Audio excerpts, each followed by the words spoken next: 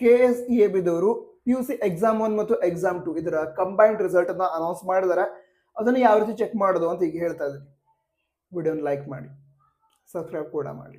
ಯಾಕಂದ್ರೆ ಈ information announce ಆಗಿರಲ್ಲ, ಅಂದ್ರೆ ಈ ರೀತಿ ಅನೌನ್ಸ್ ಆಗಿದೆ ಅಂತ ತಿಳಿಸಿರಲ್ಲ. ಬಟ್ ಆದ್ರೂ ಕೂಡ ಎಲ್ಲ ಅಪ್ಡೇಟ್ಸ್ ಅನ್ನ ಕಲೆಕ್ಟ್ ಮಾಡಿ ನಿಮ್ಗೆ ತಿಳಿಸ್ತಾ ಇರ್ತೀವಿ. ಸೊ ಓಕೆ, ಮೊದಲಾಗಿ ಈ ವೆಬ್ಸೈಟ್ ವಿಸಿಟ್ ಮಾಡಬೇಕು. KSEAB.karnataka.gov.in ಕರ್ನಾಟಕ ಶಿಕ್ಷಣ ಇಲಾಖೆಯವರ ಅಫಿಷಿಯಲ್ ವೆಬ್ಸೈಟ್. ಅದರ ನಂತರ ಇಲ್ಲಿ 3 ಡಾಟ್ಸ್ ಕಾಣ್ತಾ ಇದೆಯಲ್ಲ, ಅದನ್ನು ಕ್ಲಿಕ್ ಮಾಡಿ. ಅಲ್ಲಿ PUC ವಿದ್ಯಾರ್ಥಿಗಳ ಅಂಕಣ ಅಂತ ಆಪ್ಷನ್ ಕಾಣ್ತಾ ಇದೆ, ಅದನ್ನು ಕ್ಲಿಕ್ ಮಾಡಿ. ಕ್ಲಿಕ್ ಮಾಡಿದ ನಂತರ ಇಲ್ಲಿ ಸ್ಕ್ರಾಲ್ ಮಾಡಿದ್ರೆ ಇಲ್ಲಿ ಸ್ಟಡಿ ಮೆಟೀರಿಯಲ್ಸ್ ಸ್ಟಾರ್ಟಿಂಗ್ ಇನ್ಫಾರ್ಮೇಷನ್ ಅದು, ಅಂದರೆ ನಿಮ್ಮ ಅಕಾಡೆಮಿಕ್ ಸ್ಟಾರ್ಟ್ ಆಗಿತ್ತಲ್ಲ PUC ಎಕ್ಸಾಮ್ಗಿಂತ ಮೊದಲು ಅದು.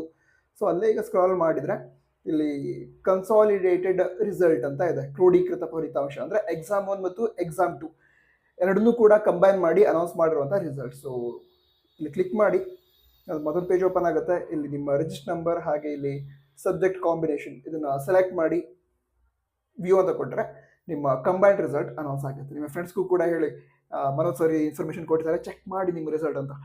All the best. ಜೈ ಹಿಂದ್, ವಂದೇ ಮಾತರಂ.